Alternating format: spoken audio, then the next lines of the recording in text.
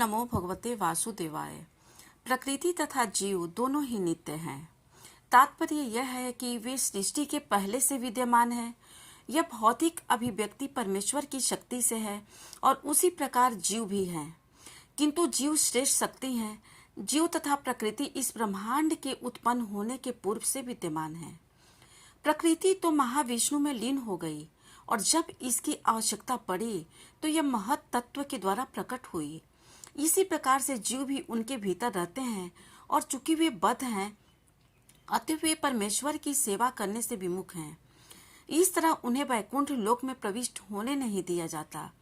लेकिन प्रकृति के व्यक्त होने पर इन्हें भौतिक जगत में पुनः कर्म करने और वैकुंठ लोक में प्रवेश करने की तैयारी का अवसर दिया जाता है।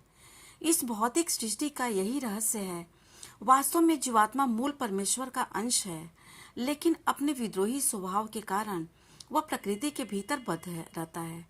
इसका कोई महत्व नहीं है कि ये जीव ऐसे कैसे और क्यों हुआ। शास्त्रों में भगवान का वचन है कि जो लोग प्रकृति द्वारा आकृष्ट हैं वे कठिन जीवन संघर्ष कर रहे हैं। लेकिन इन कुछ श्लोकों के वर्णनों से यह निश्चित समझ लेना होगा कि प्रकृति के तीनों गुणों द्वारा उत्पन्न विकार प्रकृति की ही उपज है। जीवों के सारे विकार तथा प्रकार शरीर के कारण है। जहाँ तक आत्मा का संबंध है सारे जीव एक से हैं।